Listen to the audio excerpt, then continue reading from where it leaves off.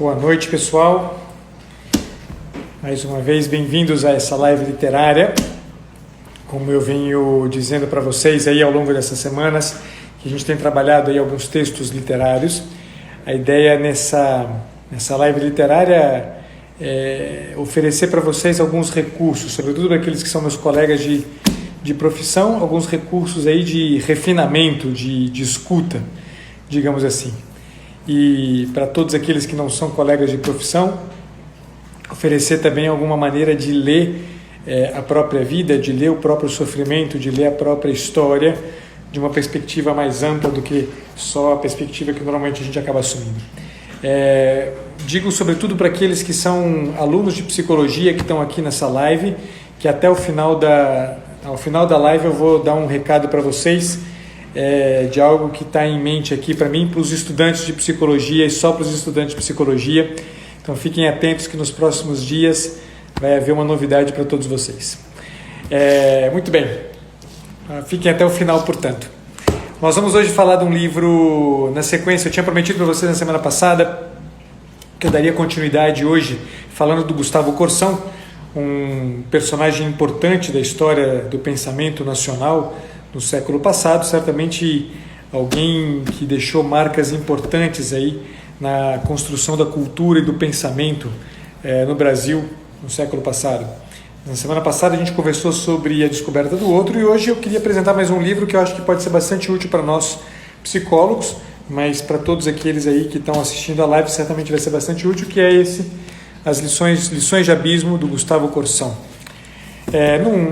Não vou apresentar o Gustavo Corsão mais para vocês, porque vocês já tiveram a oportunidade eu já tive a oportunidade de falar sobre ele na semana passada, então hoje eu vou direto ao texto do Gustavo Corsão propriamente dito.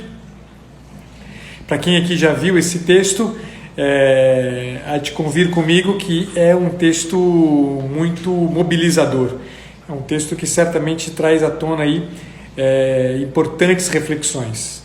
Então, reputo este aqui um texto que para nós psicólogos trará grandes contribuições.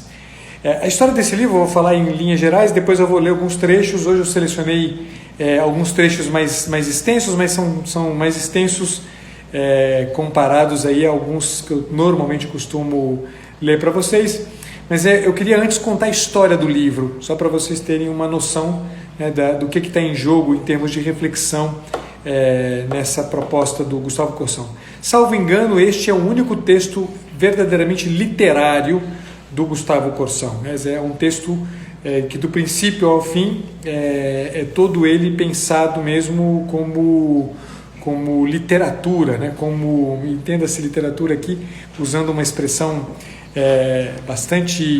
numa perspectiva bastante ampla e de senso comum, mas não é uma autobiografia, não é um ensaio, é um texto mesmo que tem mesmo a proposta de ser literatura para ser consumida como literatura, Evidentemente que traz uma série de reflexões importantes. Eu vou aproveitar a deixa da Ana Lídia aqui e vou fazer uma coisa que eu descobri que é possível se fazer aqui. Deixa eu ver se eu consigo. Tem um jeito de colocar um comentário aqui, mas não está dando certo, por que não? Agora sim.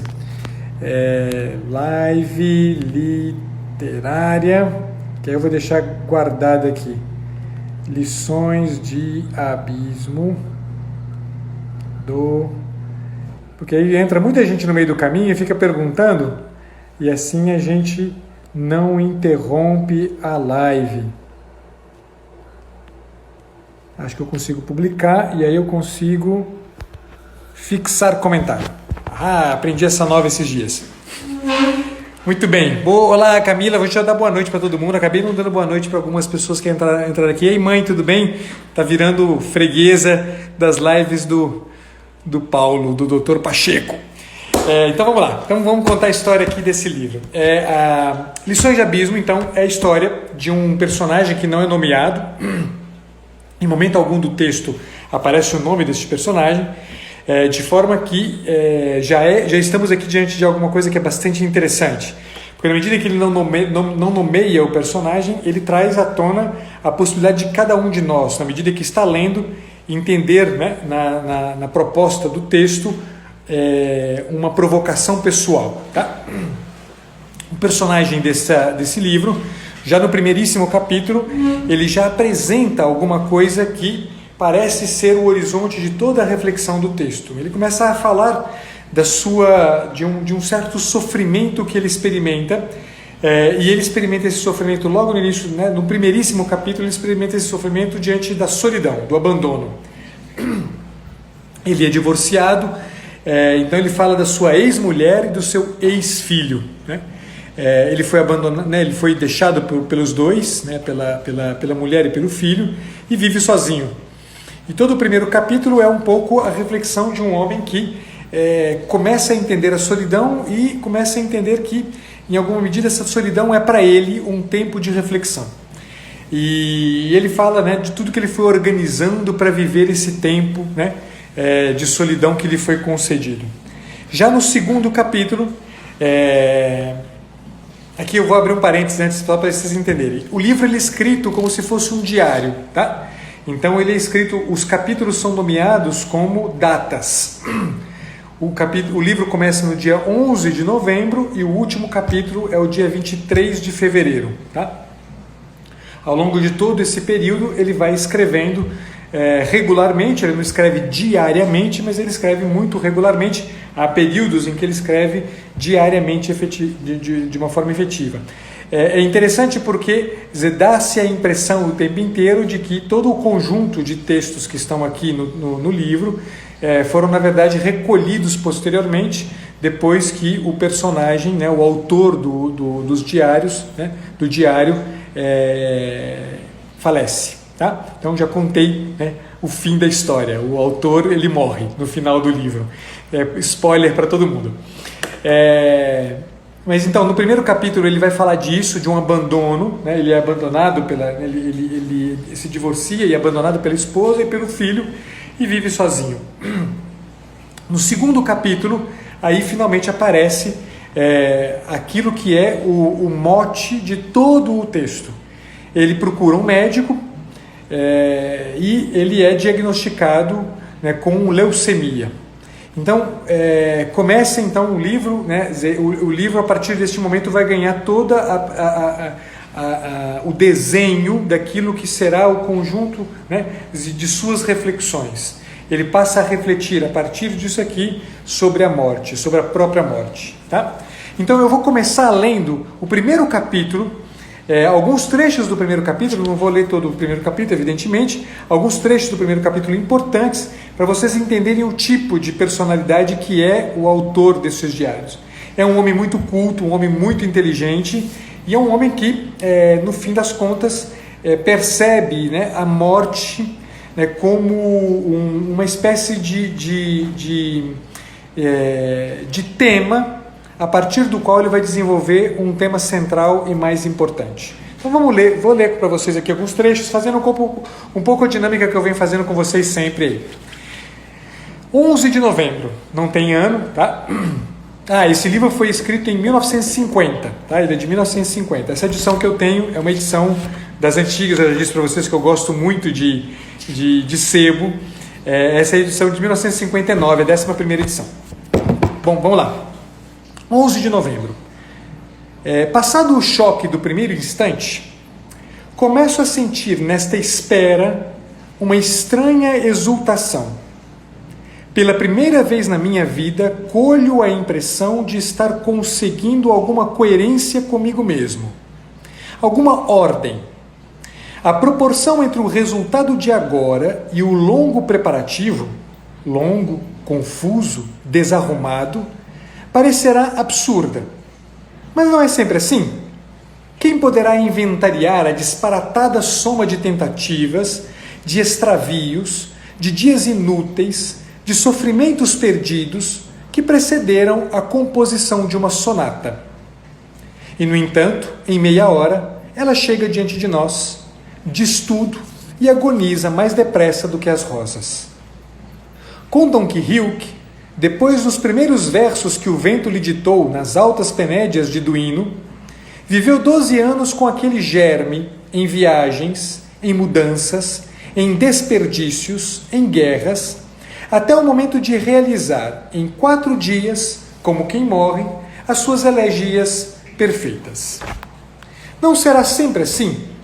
Não será a própria vida uma longa e desarrumada atividade dos bastidores para uma fugaz apoteose? Vejam, até este momento, o autor não sabia que ele estava condenado à morte. Até este momento, ele não sabia que estava doente e de uma doença, de um câncer terminal.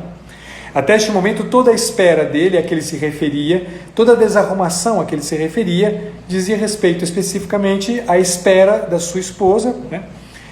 Que na verdade o abandonava. Tá? E aqui você vê então já o início de uma reflexão acerca daquilo que no fim das contas também vai ser o mote, né, da reflexão acerca efetivamente da sua própria morte. Quer dizer, a morte é entendida não como o ponto final, a culminância de uma vida, mas a morte é entendida como o resultado de uma espera. E aí, né, ele vai começar a desenhar o que é essa espera desarrumada, as palavras que ele usa, né, confusa e longa. Tá? E aí é muito interessante que a gente começa a perceber um homem que então entende que a vida é um preparo, né? A vida é uma arrumação, né? A vida é um tirar a confusão, né? A vida é o espaço de tempo que lhe é dado para isto. Né? Ele diz, agora estou sozinho, na continuidade. Não fixei ainda, e olha que interessante, isso aqui eu peguei um trecho já na frente, só para vocês entenderem algumas, né? Como ele vai entendendo essa necessidade de arrumar. Não fixei ainda se compro ou não compro os jornais. Olha que interessante. Parece-me que não. Devo afastar de mim o mais possível o acessório, o tumultuoso, pois o plano que vou amadurecendo, à medida que passam as horas, é o de cativar o ritmo que até hoje me fugiu. Este é o ponto de extrema importância. Vejam, a harmonia, a composição exata, o contraponto das horas que agora finalmente se tornou possível. Então, com a solidão que lhe foi dada a viver, ele então finalmente entende que lhe é dada também a oportunidade de olhar para aquilo que ele entende que é o ponto de suprema importância, a harmonia, a composição exata, o contraponto das horas que agora se tornou possível. Lembra que ele usou a imagem, né, da sonata, né? Mas é uma sonata que demora anos para ser composta e em meia hora, né, numa apoteose fugaz, vai embora, né? Então ele está entendendo exatamente que agora é o ponto de extrema importância. A composição dessa harmonia, a composição exata, o contraponto das horas em vista justamente de tornar possível uma apoteose fugaz, mas uma apoteose. E vejam, o tempo inteiro eu estou dizendo para vocês que até o final deste primeiro capítulo, nada acerca da doença, né, lhe havia sido revelado ainda. Dou sequência e a gente vai avançando. Ainda no primeiro capítulo, tem um trecho que é muito interessante. Leio para vocês aqui, vocês vão entender, né, meio fora de contexto, mas vocês vão entender logo porque que é importante. Lá estão nos armários os dorsos imóveis das 10.000 testemunhas que ouvi. Que me dissestes vós, ó gregos? Que me contastes vós, ó homens inquietos de meu tempo? Corro os olhos, lá vejo um título que me traz à memória uma análise austera, com cifras, com neologismos, leis, teoremas, corolários para me provar que o homem vive de pão. Acolá de uma lombada com letras de ouro, sai uma voz a dizer-me que não só do pão vive o homem. Economistas, profetas, historiadores, filósofos que continuam a dizer que viram mais longe, porque subiram em ombros de gigantes, e filósofos que se obstinam em dizer que mais longe chegaram, porque das bagagens antigas se alijaram.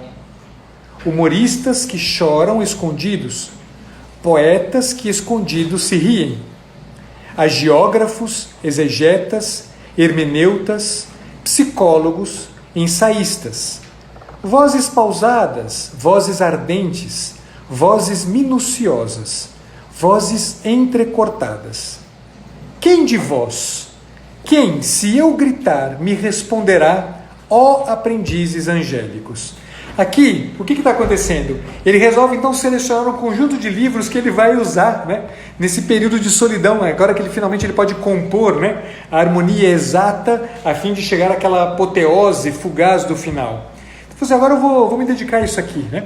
Quais os livros que eu vou retomar? Quais os livros que eu vou pegar? E aí então se depara com a estante de livros e ele começa a dialogar com a estante de livros e fala, putz, né? De vocês todos que estão aqui, quem, né, será aquele que será capaz de responder para mim, né, efetivamente aquilo que é a resposta, né, à pergunta aqui, né, é a mais importante de todas, né? Vou usar a expressão dele que eu acho que é importante. O ponto de suprema importância. Né? Qual destes aqui será capaz de responder a isso? Né? Vós que, na verdade, sois apenas aprendizes angélicos. Né? Então, no fim, ele tá dizendo que todo esse conjunto de grandes autores fundamentais sobre a vida não passam de aprendizes angélicos. Dou sequência, né? E aí, no dia 13 de novembro, 2 dias depois, ele vai ao médico e ele tem, então, o diagnóstico. Né? Não vou ler para vocês, ele encontra o doutor que o acompanha, o doutor Aquiles, é um nome bastante significativo, inclusive, se a gente for pensar do ponto de vista simbólico, né, do nome do autor, do doutor, desculpa, do médico, e já começa, nesse dia 13 de novembro, já começam as suas reflexões acerca de Deus. Vejam, ele, o autor do diário, ele se diz ateu, né? Ele se diz de um ateísmo, na verdade, prático. É alguém que, como quase todo bom cristão, né, católico brasileiro, né, é católico, mas é o famoso católico do BGE. Né? Quer dizer, para quem, do ponto de vista prático, né, a experiência da fé não diz absolutamente nada. Né? Alguém para quem a experiência da fé meramente define, né, padrões morais. Né? E a partir, né, desse dia 13 de novembro, ele traz pela primeira vez à tona uma reflexão acerca de Deus que vai acompanhá-lo ao longo de toda a trajetória do seu diário. No dia 17 de novembro, ele retoma um livro da estante dele, um livro do Leon Tolstói, A Morte de Ivan Ilitch, e esse é um texto que o acompanha ao longo desse dia 17, e vou dando sequência aqui, porque eu vou, na verdade, só dizendo para vocês algumas coisas que estão em jogo, eu vou me deter em algumas páginas. Então, este é um livro que, inclusive, para quem já leu A Morte de Ivan Ilitch, que eu pretendo ser pretendo que seja um dos textos sobre os quais a gente vai tratar em breve nessas lives literárias. Quando ele pega o texto do Ivan Ilitch, né, da morte do Ivan Ilitch, ele já reflete um pouco mais sobre o sentido da própria morte, mas em vista da vida, né? Uma vida que ele começa a se questionar, mas espera, né? Se a morte está aí batendo a porta, qual o sentido da minha vida? O que eu posso ter feito, né, ao longo da minha, o que eu poderia ter feito ao longo da minha vida para que, tudo o que eu fiz tivesse um valor, né? Para quem acompanha um pouco o trabalho do Dr. Ítalo, para quem já teve a oportunidade de ler o texto do professor Olavo sobre as 12 camadas da personalidade, a teoria das 12 camadas da personalidade, né, ele está aqui, né, nesse tipo de reflexão que ele está fazendo, ele está refletindo exatamente sobre aquilo que está em jogo, né, quando a gente alcança a 8ª camada da personalidade, né? Que é o tema justamente de uma vida colocada diante da vida e da morte, uma existência colocada diante da vida e da morte. Por isso, eu reputo um texto fundamental para um bom psicólogo.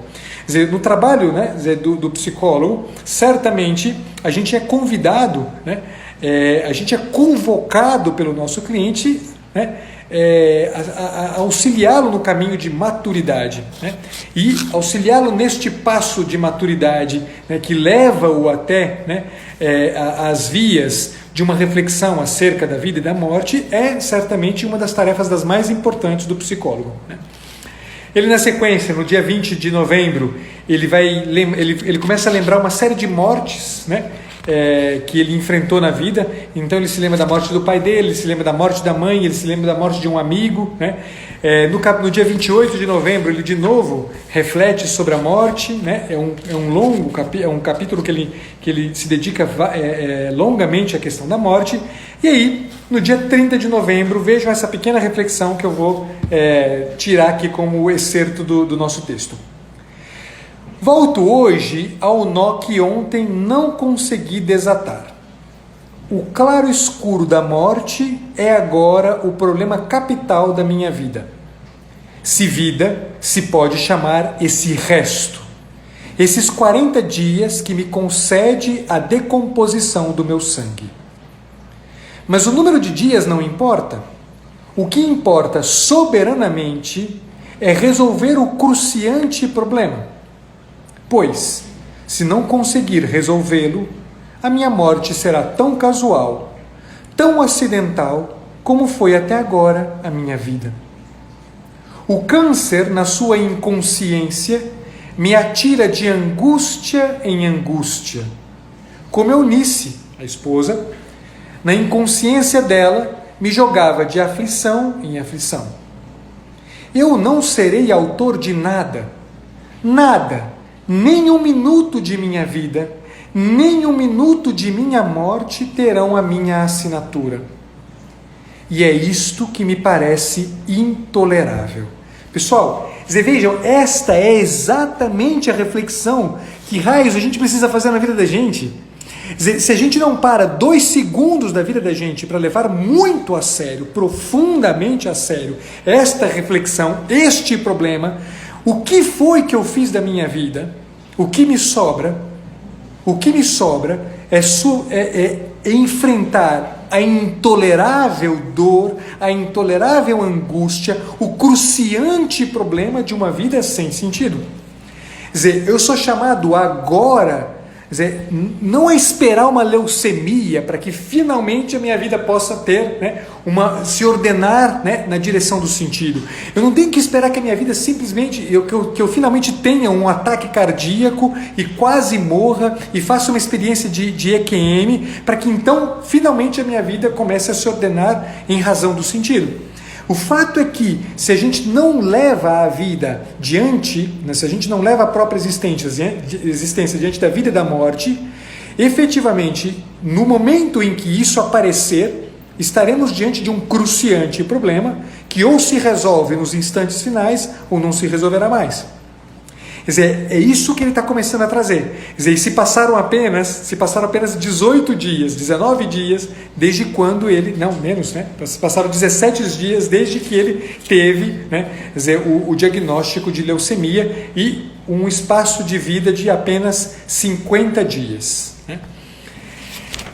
Vamos dar sequência. No dia, o diário vai seguindo até que a gente cai no dia 1º de dezembro. Ele dá sequência às reflexões sobre a morte. É um dia em que ele traz à tona aqui, num diálogo com Kierkegaard, um diálogo muito intenso também. No dia 3 de novembro, ele se dá conta de que tudo, ele começa a olhar para tudo aquilo que morre. Então, lá no dia 20 de novembro, ele olhou para o fato de que a mãe, o pai e o amigo morreram. E agora, no dia 3 de dezembro, ele começa a perceber que tudo morre, Tudo tem um destino. Tudo tem um fim, mas, diferentemente do pai, da mãe e do amigo, as coisas que têm um fim, a poesia, a música, o pássaro, a realidade que foi feita, parece que cíclica e sempre parece levar à morte. Ele começa a olhar para tudo isso e fala assim, poxa, mas espera lá, o anúncio de morte que está nas coisas todas não é um anúncio, não é um anúncio tenebroso, é um anúncio que na verdade tem as características de algo que me obriga a uma reflexão.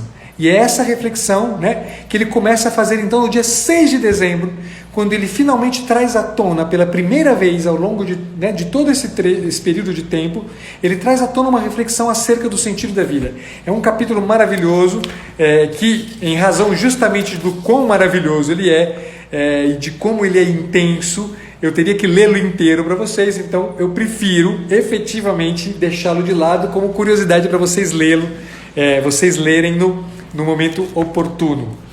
Dia 7 de dezembro, mais reflexão, ele vai seguindo nisso, e aí chega um dia 9 de dezembro, e que aqui eu faço absoluta questão de ler para vocês o máximo possível deste capítulo, porque esse capítulo é absolutamente surpreendente. Eu peço de vocês a máxima atenção, talvez esse seja o trecho mais longo que eu vou ler. Eu estou vendo aqui vários comentários aqui sobre isso, e aí depois eu vou ter a oportunidade de poder conversar um pouquinho com alguns de vocês. Já vi aqui um comentário da Maria Tomásia, que eu quero muito depois apontar esse comentário. Mas eu vou ler para vocês esse trecho do dia 9 de dezembro, porque é de fato muito impressionante. Vocês vão entender por quê na medida que eu for lendo. 9 de dezembro. Tendo acordado hoje um pouco mais bem disposto, não sei porquê, resolvi dar um pulo ao Ministério da Guerra. Ele trabalhava no Ministério da Guerra, salvo engano. Onde está um papel há mais de um mês à espera da minha assinatura. Tomei por engano um bonde que me deixou na rua Visconde do Rio Branco e achei-me diante de toda a largura do Campo de Santana. Como estivesse fresca a manhã, resolvi vencer a pé a distância que me separava do ministério. E entrei no jardim. Ia pensando mais na maçada do papel estampilhado do que nas árvores e na relva. Mas logo aos primeiros passos, libertado da confusão da rua e do susto dos veículos, a paz do jardim me envolveu. Retardei a marcha, respirei com prazer e decidi comigo mesmo tomar férias de meus cuidados naquela curta travessia. Concluí que era bom estar um jardim, no trajeto da burocracia. Todos os ministérios deviam ser assim, cercados de bosques, para que a alma se orvalhasse antes de chegar ao deserto de papel. Nos próprios corredores das repartições, se me dessem uma pasta por um mês, eu mandaria espalhar avencas e samambaias em vasos rústicos, com cheiro de terra. Ia eu andando pelas alamedas, como fosse curvado, era o chão, a areia e a grama em linhas curvas, simples, monótonas, que me filtravam na alma o deleite da segurança e da continuidade. Vejam, isso aqui é uma bela dica para os ansiosos. O chão é bom, porque emenda sempre no chão, porque continua, porque não se separa de si mesmo. Eu ia pensando na continuidade fiel que se alonga pelos caminhos do mundo. Diz o provérbio que todos os caminhos vão dar a Roma, o que não me admirava, abstração feita do mar, pois não via, naquele caminho liso que trilhava, nenhum motivo sério, essencial, de se deter antes de chegar aos subúrbios da cidade eterna. O mundo mineral, olha, a primeira referência que me interessa que vocês tenham clara. O mundo mineral é compacto. Se os grãos de areia se destacam uns dos outros, nem por isso conseguem destruir a boa unidade, a bela solidez do mundo mineral. Já a grama era outra coisa. Vista de soslaio, podia ser comparada a um largo e liso toque verde de pincel.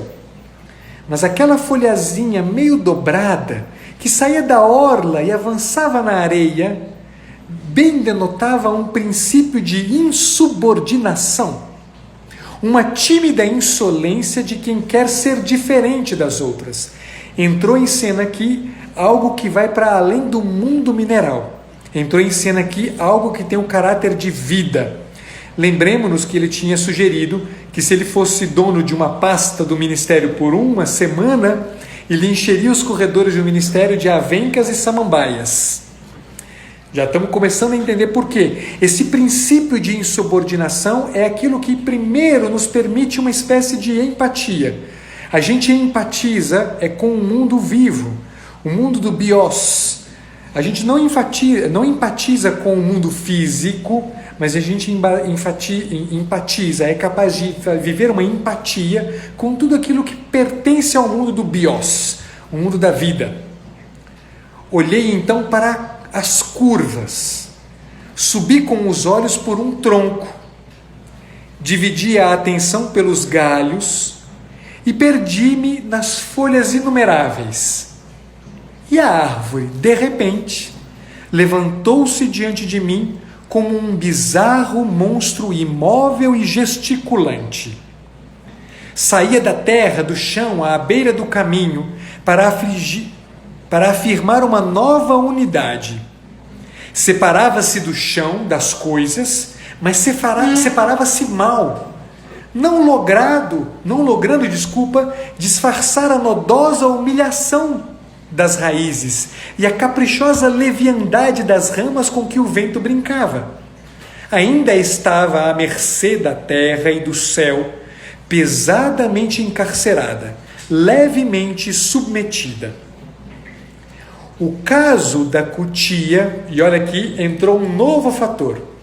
O caso da cutia era evidentemente mais sério.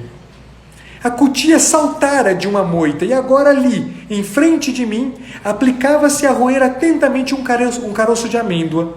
Seu pelo lustroso, seu corpo encurvado, toda ela movia-se, ia e vinha sem raízes presas e sem ramas expostas, numa autonomia graciosa e magnífica. A cutia era um todo completo, que andava, que saltava, que roía um caroço de amêndoa. Uma brusca separação desenhava-se nitidamente entre aquelas duas categorias, a cutia e o resto do universo.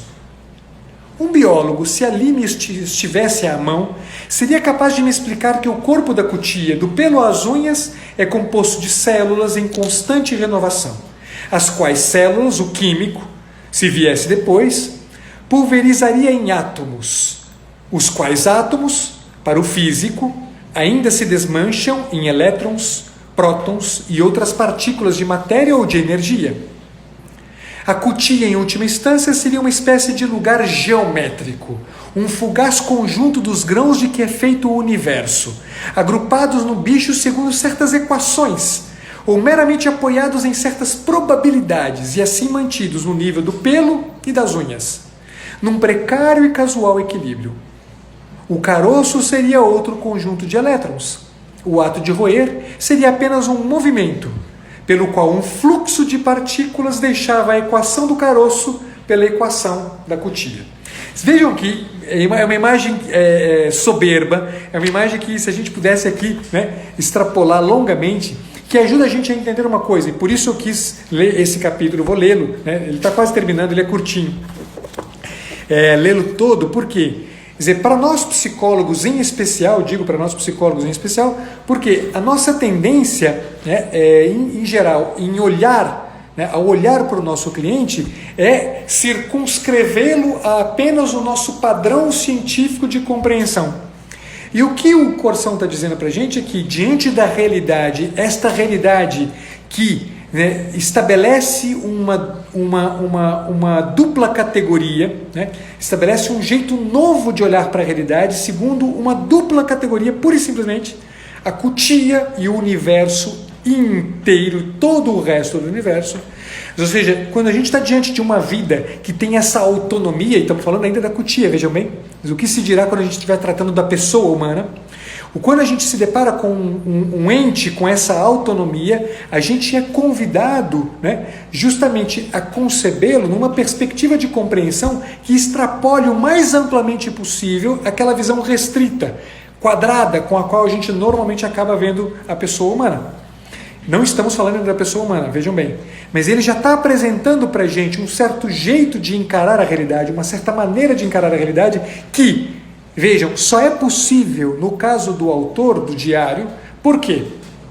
Porque efetivamente ele começa a sintonizar a sua compreensão da vida, a sintonizar a sua compreensão da própria existência em função justamente daquilo que a morte trouxe para ele como perspectiva de compreensão. Sem, né, este horizonte novo que a morte traz, sem escapar da imanência, em razão justamente do que a morte propôs para ele como reflexão, ele não seria capaz de fazer isso aqui. Aliás, pensando agora no testemunho de certos filósofos, eu estava autorizado a duvidar tanto da existência da cutia como do caroço. Se eu fechasse os olhos, aquelas coisas, não sendo vistas por ninguém, perderiam a cor e a forma. Que grande privilégio este do homem! Basta-lhe fechar os olhos para que a cortina das pálpebras desça e encerre o drama do mundo. Agora, escutem isso, guardem, prestem atenção nessa frase. Fechei então os olhos para experimentar se em mim era cabível, num recanto qualquer da inteligência, essa ideia de crer que o universo se desmanchava em grãos uniformes cada vez que eu piscasse. Ora, o que eu senti neste momento, já esquecido da querela dos filósofos sobre a existência das coisas, foi algo de inexprimível, que me sugeria a ideia de ter experimentado, num relance, a substancial existência de minha alma. Tentarei uma aproximação, dizendo que tive nesse fugaz instante um contato com o fato primordial que se impõe quando se consegue realizar, por pouco que seja, a experiência do próprio eu. E esse fato primordial que se impõe brutal, cortante, irrecusável, é o de uma separação. Separação como outra não existe no universo. Separação de uma nova espécie, como não existe outra. Desde as nebulosas espirais, perdidas nos abismos dos céus, até a concha, nítida, recortada, perdida nos abismos dos mares. Separação absoluta que se rasga entre tudo e esse misterioso centro fora de tudo. Esse centro essencialmente excêntrico que se instala, enigmático, atento, solitário, à margem de todas as coisas, no limite extremo do nada. Quem é esse misterioso centro fora de tudo? É você, sou eu, é cada um de nós. A experiência da autoconsciência, a que eu tanto tenho insistido que deve ser o foco de atenção do processo terapêutico, é nada mais, nada menos do que isto que o Gustavo Corsão relata, descreve, né, diante do se dar conta de si mesmo como alguém que é, cuja forma de si é a própria alma. Quando a gente experimenta alguma coisa como essa, a gente se descobre exatamente nessa separação absoluta que permite a gente contemplar o universo inteiro, permite a gente contemplar tudo o que nos circunda, tudo aquilo que está em torno da nossa existência, as relações que se nos dão, as circunstâncias que somos chamados a viver. Quer dizer, é aqui o ponto que mais me interessa, né, deste capítulo. Eu poderia dar a sequência ao capítulo, mas eu não quero me estender muito. Ele vai falar sobre a descoberta do indivíduo, né? E aí eu vou pegar um trechinho, né, que eu acho que a vontade de ler tudo. Acho que eu vou ler um trecho aqui que é só para vocês terem uma pegada. Esse é o primeiro fato, diz ele. Evidentemente, cada coisa tem seus limites, sua forma, e se constitui em exceção dentro do cosmos. Mas todas elas, cutia, árvore, caroço, ainda se banham numa coisa qualquer que posso chamar de espaço, de ambiente. Ainda se comunicam. Eu, não. Eu me excetuo de um modo novo, de um modo alucinante. E andando eu carrego um tudo, um centro de tudo, que vai abrindo um sulco por onde passa e cavando um abismo de totalidade e de solidão. Duas coisas existem, duas grandes categorias, e só duas existem: o eu e o não eu. Essa é a primeira intuição. A intuição, aliás, pessoal, que deu origem ao pensamento filosófico ocidental, intuição que deu origem ao que a gente entende por filosofia. Intuição que com Sócrates deu origem a todo um padrão de pensamento que a gente hoje não pode mais evitar, que é justamente o gnotese auton, né? Quer dizer, do Sócrates, o conhece-te a ti mesmo, né? Quer dizer, o que há para a gente é nada mais, nada menos do que essa dupla, o eu e o não eu. Quer dizer, tudo aquilo que é não eu, e sobre o que se debruça o eu, só faz sentido se, e somente se, ajuda a entender o eu. Ajuda a revelar, esclarecer o eu. Essa foi a grande intuição do pensamento filosófico que o Sócrates trouxe à tona. Né? Conhece-te a ti mesmo, né? o oráculo de Delfos, quer dizer, fez com que o Sócrates finalmente tivesse a compreensão desta que é efetivamente a origem de todo o pensamento. Mesmo sem chegar ao delírio dos filósofos idealistas, que acabam crendo numa única existência, a do eu, e aqui é todo o problema do existencialismo, né? No século passado, no século retrasado já, né? Mesmo sem destruir com minhas pálpebras o campo de Santana inteiro, fechando os olhos, né? Eu sentia aquela separação inebriante e esmagadora. Durou poucos segundos essa esquisita experiência. Por quê? E olha que coisa legal. Quando abri de novo os olhos e dei com um indivíduo a 2 passos de mim. Era um bêbado, oscilante nas pernas, plantado no meu caminho. Estava a considerar com malicioso interesse e simpatia aquele cavalheiro que ficava parado na rua com os olhos fechados. Vendo que eu voltava à realidade do mundo e que, portanto, já podia contar com minha atenção, o bêbado tirou o velho chapéu num largo gesto patriótico e exclamou: "O petróleo é nosso!" Nesse momento, minhas cogitações sofreram um impacto brusco. Uma coisa nova estava diante de mim.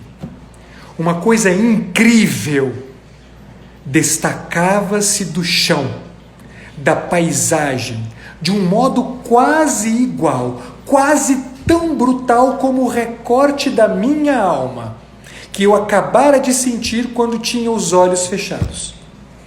E atrás dessa coisa nova, uma face entumecida e avermelhada de ébrio, o universo inteiro era um imenso decor com árvores de convenção, tendo um bicho ao canto da moldura, supérfluo ou anacrônico, como os detalhes que um Veronese houvesse pintado em torno das bodas de Caná. E atrás de tudo, no último plano da paisagem de pretexto, o Ministério da Guerra poderia perfeitamente ser um edifício de cartão sem que o assunto principal, a face túmida do bêbado, sofresse qualquer diminuição. Pessoal, lembram quando eu lia para vocês A Descoberta do Outro? Quer dizer, aquilo aqui o Gustavo Corsão se referia, quando ele falava daquela pobreza do outro, é disto que ele está falando aqui. Quando eu me deparo com o semelhante, com um rosto como o meu, todo o resto da realidade se torna mero cenário, se torna nada mais, nada menos do que detalhes que um Veronese poderia ter pintado em qualquer um de seus inúmeros quadros. Quando eu me deparo com o rosto do outro, eu, pobre do outro que sou, me deparo com um novo elemento que faz do universo um mero decor. É um outro eu. Eu paro aqui e leio as últimas frases, né? A última frase desse capítulo. E aí eu termino já a live, já estamos nos finalmente, porque tudo isso eu queria chegar nesse ponto e, evidentemente, depois tem alguns elementos muito bonitos do texto que eu vou só apontar para vocês. Foi, entretanto, breve e inútil o encontro com aquele bêbado. O homem impacientou-se com minha imobilidade e seguiu seu sinuoso caminho, levando a melhores ouvidos sua tese sobre o petróleo. Eu prossegui também o meu caminho, e poucos minutos depois estava no 4º andar do ministério, diante do meu papel estampilhado, sem que ninguém ali pudesse, nem de longe, suspeitar que estava chegando das profundezas de um abismo, o abismo do encontro com o outro. O livro segue, e aqui, desculpa se eu me empolgo, mas é porque efetivamente é um trecho de uma beleza desconcertante. Ele vai seguindo dia após dia com suas reflexões.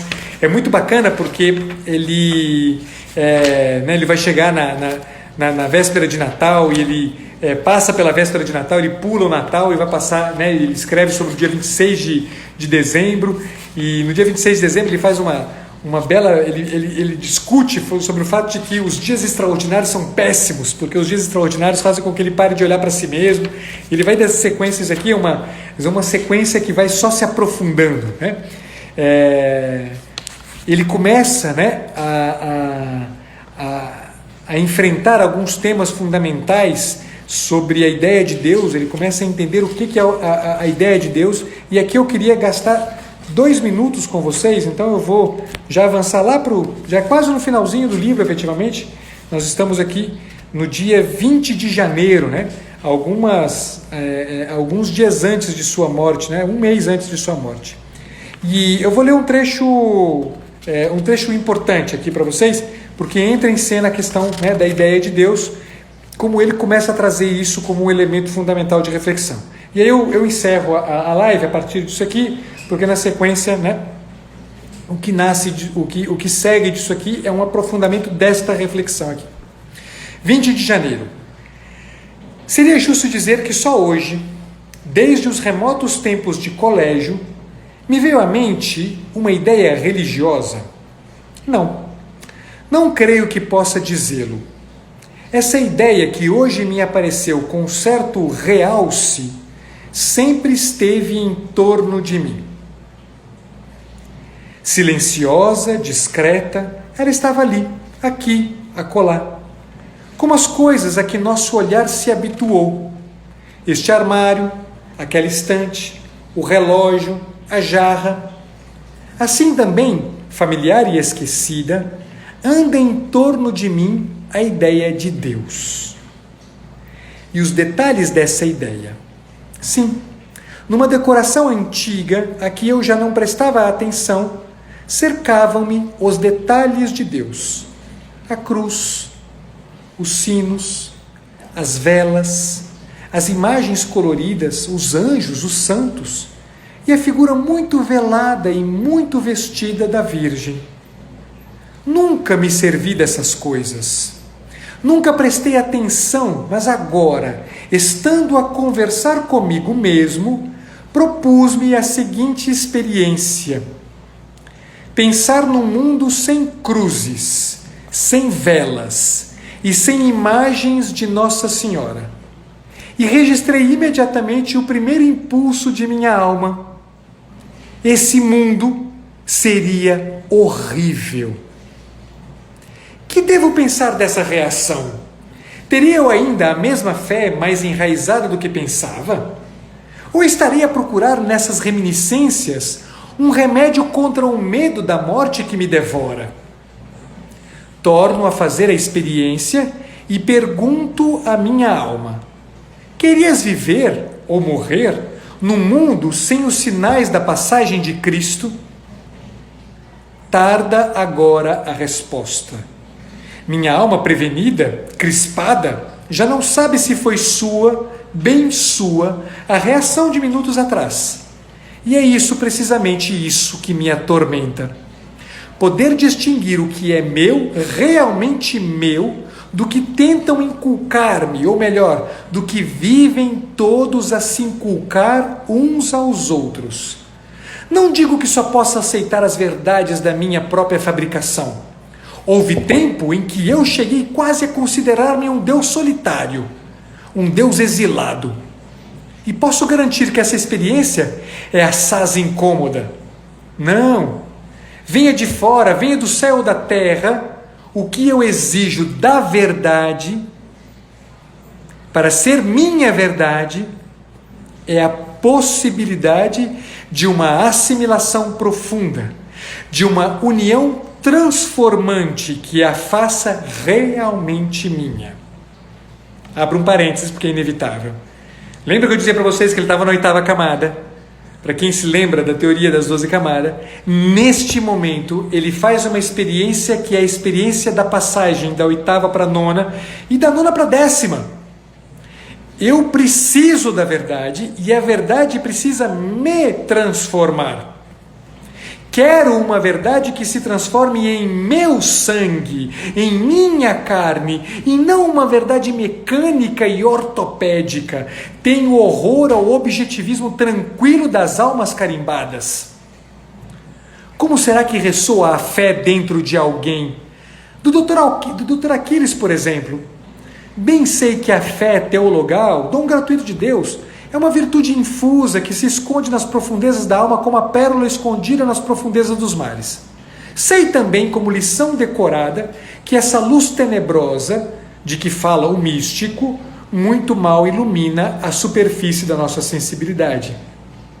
Mas, assim mesmo, escondida e vacilante, alguma presença deve manifestar-se, alguma ressonância deve ser ouvida.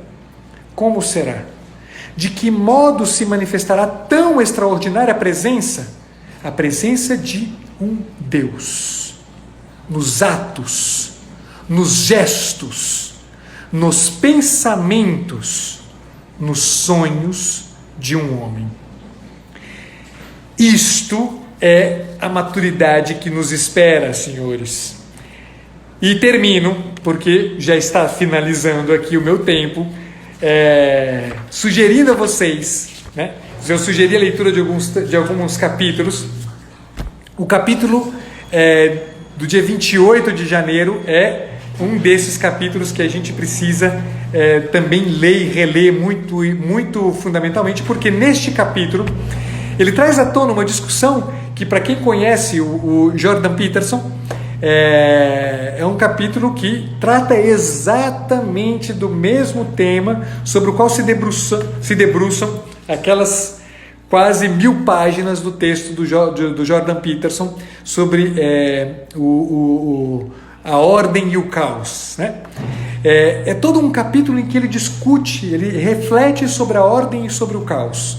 É todo um capítulo em que ele vai se dando a conta de que, quer dizer, na contemplação da vida, eu preciso reconhecer que há na vida ordem. Há na vida, por trás de cada elemento de caos que emerge o tempo inteiro, né, quer dizer, da vida, há, né, uma providência. Há alguma coisa que ordena e que faz com que a realidade inteira, cada dado do real, cada instante, cada circunstância, cada sofrimento, cada dor, cada alegria, cada encontro, cada desencontro, cada coisa que me acontece, tudo que desorganiza a minha vida, tudo que para você, ansioso, é tão problemático, tudo, em absolutamente tudo, há uma providencialidade, há uma ordem escondida por trás. Há alguém que sustenta tudo, há alguém que, ao sustentar tudo, revela e grita para mim o tempo inteiro: escuta aqui, seu filho da puta, você não tem o controle de absolutamente nada, a vida é toda ordenada por mim, nenhum fio um fio de cabelo da tua cabeça cai sem que eu saiba. Tudo é consistente naquele que põe ordem na realidade. Quer dizer, quando a gente finalmente se dá conta disso, a gente finalmente se dá conta do elemento de desenvolvimento mais fundamental da nossa personalidade. Aquele elemento de desenvolvimento da nossa personalidade que a gente pode dizer com todas as letras, com gosto, com a boca cheia, com o coração arrebentando: já não sou eu mais quem vivo. És tu quem vive em mim. Quer dizer, quando a gente entende uma coisa como essa, pessoal, quando a gente finalmente entende que a vida da gente não está no nosso controle, quando a gente finalmente entende que eu sou tu que me fazes neste instante e que as circunstâncias me são dadas por um tu que sustenta providencialmente cada circunstância, neste ponto, daqui em diante, não dá mais para a gente acreditar que aquela circunstância de merda que a gente o tempo inteiro se queixa dela é a palavra final sobre alguma coisa da nossa vida. Leiam, releiam, treleiam milhares de vezes esse livrinho. Você psicólogo, você que está aqui assistindo essa live. Eu vou gastar 2 minutos no final dessa live para dizer para vocês, eu tinha dito no iniciozinho da nossa live que eu tinha um recado para os estudantes de psicologia que estão aqui. Se não há estudante de psicologia aqui, peço para que avisem para os estudantes de psicologia ficarem atentos no meu perfil, que nos próximos dias eu vou lançar uma vaga de um estagiário de psicologia. Então, se há algum estudante de psicologia que quer trabalhar com o Dr. Pacheco, como estagiário de psicologia, fique atento. Eu vou lançar nos próximos dias aí para vocês um formulário de inscrição. Vou selecionar por enquanto um estagiário no Brasil inteiro para me ajudar com um trabalho importante que eu estou desenvolvendo aqui junto com uma equipe muito séria de trabalho, com profissionais de altíssimo nível de todo o país, que hoje estão sendo acompanhados por mim e que certamente vão compor aí um horizonte de transformação muito significativa no jeito de se pensar e de se fazer psicologia nesse país. A vida de muitas pessoas, o desenvolvimento e a maturidade de muitas pessoas está na mão de uma galera muito séria com quem eu estou trabalhando e que certamente vai mudar os rumos do fazer, pensar, psicologia e desenvolvimento humano em psicologia nesse país. Então, fiquem atentos, estudantes de psicologia. Se tem alguém aqui que conhece estudante de psicologia, avise, comunique o que vai acontecer nos próximos dias aí, para ficar bastante atento, por favor. Profissionais, Rafaela, fiquem atentos também, porque eu vou abrir novas turmas de supervisão e isso tudo vai acontecendo devagarzinho. Preciso aí fazer uma coisa de cada vez. Então fiquem atentos que também vai ter momentos para os profissionais aí, vai ter algumas oportunidades a mais profissionais. Tem aí, pelo menos eu vi 2 dos meus supervisionandos aqui na live, o Renan, grande Renan, boa noite, Camila Goldenstein, que eu sei que estava aqui também, e se tiver mais alguém que eu não vi, peço desculpas, porque eu sei que tem uma galera que está por aí assistindo as minhas lives. Pessoal, muitíssimo obrigado por mais essa companhia de vocês aqui. É uma alegria enorme estar sempre com vocês com esse material que eu estou trazendo. Nos próximos dias eu terei lives também, fiquem atentos. Amanhã eu vou ter uma live com o pessoal do NEP, o Leonardo Fragas. Nós vamos falar sobre o nascimento do eu, tá? Na quarta-feira tem uma live. Não, na quarta-feira na verdade não vai ter uma live, peço desculpas, não vai ter live. Eu vou dar um aulão para um grupo fechado de amigos. A convite do grandíssimo Daniel Aurix, vou dar uma aula sobre o amor, um aulão aí para um grupo fechado, mas na quinta-feira eu volto com lives com a Camila Menezes, do perfil Um Sentido para a Vida. A gente vai continuar falando sobre sofrimento. A gente está aí fechando uma série de lives sobre o sofrimento. Então fiquem atentos nos próximos dias. Sempre uma alegria estar com vocês aqui. Obrigado mais uma vez. Fiquem com Deus todos vocês. Eu tinha dito que eu ia fazer um comentário lá sobre a Marisa. Quem sabe? Eu tenho 2 minutos aqui. Quem sabe eu consigo fazer? Deixa eu ver se eu recupero o comentário dela. Vai, pessoal, que eu acho que é útil. Para aqueles que já foram embora, tchau, tchau. Pior que eu não vou conseguir encontrar. Tá aqui, ó, Maria Tomásia. Olha só, ela está dizendo uma coisa que só queria te chamar a atenção disso, porque eu tenho 1 minuto, já deu o aviso de que está terminando. Eu imagino que a minha vida se ordenou com amargos 5 anos de depressão. Olhem isso, que testemunho. Maria, muito obrigado. Outro olhar para a vida, para o ser. Como agradeço a estes anos amargos. Quanto crescimento e quanta consciência do que ainda tenho que crescer. Pessoal, ou a Maria Tomásia é doida por dizer que agradece 5 anos de depressão, ou tem alguma coisa de fato que a gente precisa aprender do nosso sofrimento. Eu opto pela segunda das 2 opções. Eu tenho uma infinidade de exemplos na minha clínica de situações exatamente como a da Maria Tomásia. Tem uma infinidade de exemplos como esse. Quer dizer, o que um livro como esse ajuda a gente a refletir é sobre isso. Boa noite, povo. Boa semana para vocês. Fiquem com Deus. Até a próxima.